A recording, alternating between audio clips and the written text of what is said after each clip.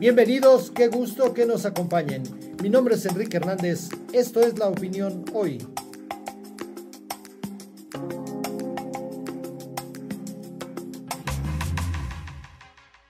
La Corte Suprema rechazó la teoría de una ley electoral para que legislaturas y tribunales estatales pudieran decidir en procesos electorales federales, dejando en claro que es un terreno de las Cortes federales.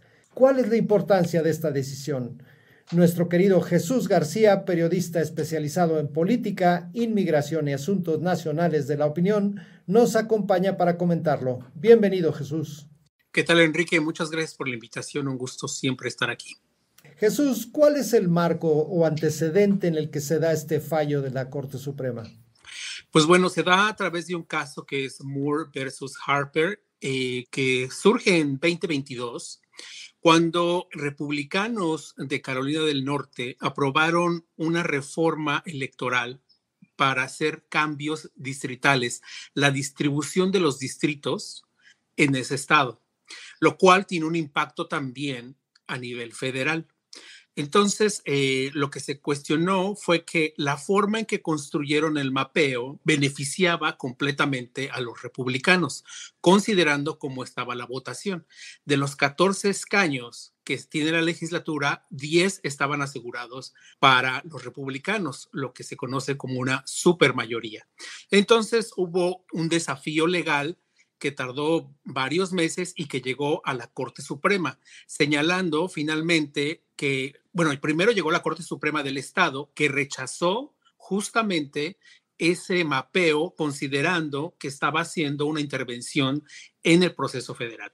Entonces, los legisladores presentaron una moción y fueron a la Suprema Corte, donde evidentemente le dieron la razón no a ellos, sino a la Corte Suprema Estatal. Como debía ser. Y Jesús, ¿esto tiene algún impacto en el voto latino? Por supuesto, hay que recordar que ha habido decenas de leyes en estados republicanos que buscan, digamos, reducir o complicar el voto de comunidades consideradas de color en los Estados Unidos, entre las que se encuentran los hispanos. Hay que recordar, por ejemplo, en estados como Arizona o Texas también, por ejemplo, se han impulsado algunas reformas para, los republicanos dicen, asegurar que sean votos, digamos, reales los que se están emitiendo. Sin embargo, no toman en consideración varios elementos que sí toman en consideración otros estados y que era como una tradición en el proceso electoral estadounidense, es decir, facilitar a las personas que puedan votar por correo, que puedan tener ciertos tiempos, votación anticipada, entre otras cosas. Entonces, este proceso también que estaba haciendo Carolina del Norte impactaba a las comunidades latinas, porque evidentemente, pues, aunque vivieran en distritos demócratas, su apoyo o sus votos no serían suficientes para un candidato y promover su propia agenda o los intereses que esté promoviendo. Entonces, de algún modo, esto los ponía en desventaja también. Por ejemplo, la Federación Hispana hoy también destacó justamente eso, o sea, la importancia que esta decisión tiene. Hay que destacar que la decisión de la Corte Suprema no solo impacta a este estado, a Carolina del Norte, sino que impacta a procesos de cualquier otro estado. Por eso es tan importante esta decisión de los jueces de la Corte Suprema. Sin duda que es importante, incluso el expresidente Obama ya se manifestó al respecto. Pero bueno, Jesús, te agradecemos mucho tu presencia en esta emisión, así como tus comentarios. Muchas gracias, Enrique, un gusto como siempre. Fue la voz de Jesús García para La Opinión Hoy. Estás escuchando La Opinión Hoy, un podcast que hacemos los periodistas de La Opinión cada mañana de lunes a viernes. Si te gusta, suscríbete por favor en tu servicio favorito de podcast. Bienvenidos a otra emisión de La Opinión Hoy y vamos a platicar de nuevo con nuestra querida Araceli Martínez, quien nos trae la política esta semana, donde al parecer ya se están digamos, inclinando para un lado la balanza de las elecciones de los concejales. Cuéntanos un poco más sobre esto, Araceli. ¿Qué tal? Es un gusto saludarlos en esta ronda política, ya la número 15. Pues sí, creo que la noticia más importante en términos políticos en Los Ángeles la semana pasada y todavía lo es, todavía está dando mucho de qué comentar y lo va a dar por largo tiempo, es el hecho de que hubo una reunión, una audiencia en el Comité de Reglas del Consejo de Los Ángeles para discutir si se iniciaba o no, o si se podía considerar o no la suspensión del concejal Curren Price, quien enfrenta cargos por corrupción que le hizo el fiscal del condado de Los Ángeles.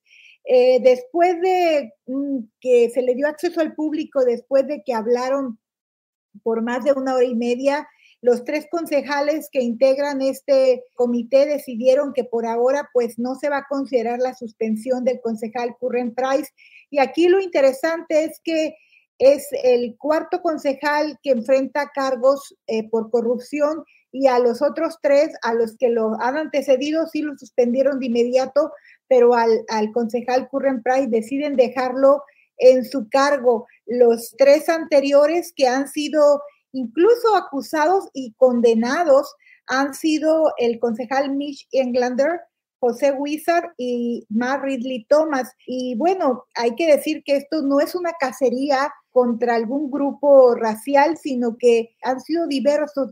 Por ejemplo, el concejal Englander es un hombre blanco judío, José Wizard un mexicoamericano, hijo de inmigrantes mexicanos, y él mismo es un inmigrante mexicano de Zacatecas, y más recientemente el afroamericano concejal Mark Ridley Thomas. Ahora el concejal Curren Price es afroamericano. Entonces pues deciden no suspenderlo.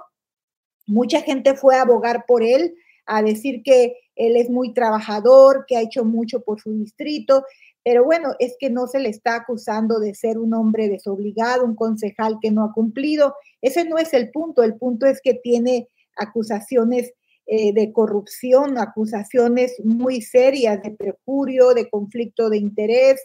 Entonces, aquí vemos que al final de cuentas hay un doble rasero para el manejo de a quién se suspende y a quién no, a los que son amigos, aliados de los que tienen el mando en el consejo, pues a esos no los tocan, y a los que no son amigos, pues van para afuera, ¿no? Creo que eso es muy lamentable, y al final de cuentas, creo que lo importante aquí es, bueno, no lo van a suspender por ahora, pero ¿a qué horas va a tener tiempo de atender sus responsabilidades como concejal y a la vez que se defiende de los cargos serios que le han acusado? Con eso los dejamos, ¿no? Con ¿a qué horas va a tener tiempo para defenderse y a la vez atender sus responsabilidades? Es un asunto serio, sin duda. Sin duda, serio y complicado de trabajar entre todo lo que se está moviendo ahorita por allá en la política, Araceli. Bueno, pues te agradecemos mucho tu participación y recordemos que podemos leerte en La Opinión todos los martes. Todos los martes sale publicado en el sitio web de La Opinión y en el periódico impreso la columna Ronda Política, y recordarles que traemos lo más reciente de la política local y que no hay otra columna que toque los temas políticos locales en español en Los Ángeles. Los invito a ser parte. Muchas gracias y hasta la próxima. Muchas gracias, Araceli, y nos vemos en la próxima emisión de La Opinión Hoy. Hasta luego. 21 de julio. Esa es la fecha que hay que anotar en el calendario y la que cambiará para siempre la MLS. Es la fecha en que debutará en sus filas simplemente el hombre más popular del mundo. Nunca antes en la historia del fútbol de Estados Unidos había existido una expectativa como la que hay ahora con la llegada de Lionel Messi al Inter Miami. El equipo de moda en el planeta fútbol y a donde ahora todos quieren venir a jugar. Con el mejor jugador de la historia, podríamos decir, en total plenitud futbolística todavía, y que atraerá gente a los estadios de fútbol y a los televisores como nunca antes en este país. David Beckham tuvo siempre claro que el momento de su equipo llegaría, y vaya que llegó. Al final, tal como lo hizo como jugador hace décadas, David volvió a cambiar para siempre la historia de la MLS, esta vez como propietario. Con Messi también fichará por el Inter Miami Sergio Busquets, uno de los mejores pivotes en la historia del fútbol, y casi con certeza Jordi Alba. Otro futbolista con nivel europeo que ha decidido venir a elevar de manera sustancial el nivel de la Major League Soccer. A este tridente podría unirse el mexicano Raúl Jiménez, hasta hace poco todo un referente en la Premier League. Por si fuera poco, El equipo del sur de la Florida tendrá como director técnico a un viejo conocido, Gerardo el Tata Martino, quien ya dirigió a Messi en el Barcelona y en la selección albiceleste. Eso sí, aunque hoy en día parece ser lo menos importante, el Inter Miami se encuentra en una profunda crisis deportiva. En el sótano de la clasificación de la MLS, con 7 derrotas consecutivas y 13 en total. ¿Hasta dónde podrá llegar el equipo con sus nuevos cracks? A partir de la última semana de julio, lo averiguaremos. Lionel Messi y Sergio Busquets debutarán casi con certeza con el Inter Miami el 21 de julio en el marco de la Leagues Cup en contra del Cruz Azul. Muchas gracias por escuchar esta emisión de La Opinión Hoy. Mi nombre es Carlos Millet y les recuerdo que si este podcast fue de su agrado, le den like, se suscriban y sobre todo lo compartan con todos sus amigos para que nunca se queden sin conocer las noticias más importantes de la opinión. Este podcast es una producción de La Opinión, presentada por Diana Gutiérrez, Carlos Millet y Enrique Hernández. Diseño sonoro de Brenda García. Rafael Cores es el productor ejecutivo.